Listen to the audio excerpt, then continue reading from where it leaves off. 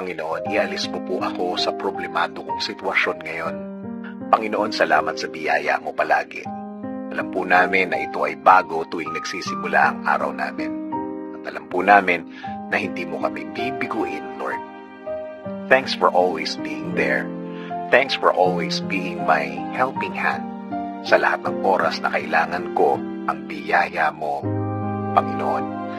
Lord, nasa gitna po kami ng isang matinding pagsubok na parang hindi na matatapos. Parang ang lahat ay ginawa ko na.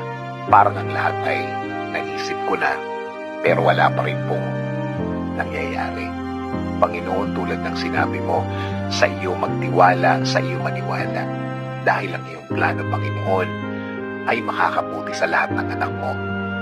At sa akin, Panginoon, simula ngayon, Lord, I will trust you.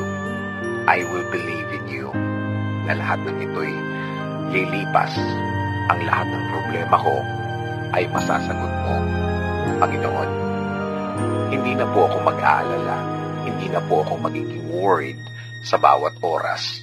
Alam ko rin po, Panginoon, na sa bawat oras na nilipas na namumroblema ako, parang nilulubog ko lang ang sitwasyon at ang sarili ko, Lord.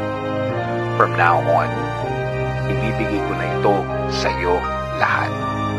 Ibibigay ko na ng buo-buo at magiging buo-buo na din ang pagtitiwala ko po sa inyo. Alam ko po na magiging iba ang kinalalagyan ko dahil sa gagawin kong ito, na para bang ibinigay na ng anak ang lahat sa kanyang ama, na ang lahat ng nararamdaman ko ay mapapalitan na ng saya sa loob ng aking pagkatao. Kaya, Panginoon, buong puso kong ipinapasa sa inyo ang matinding problema ko sa aking buhay ngayon. At Lord, wala po akong ititira na sama ng loob. Akin po itong ipagkakatiwala sa inyo.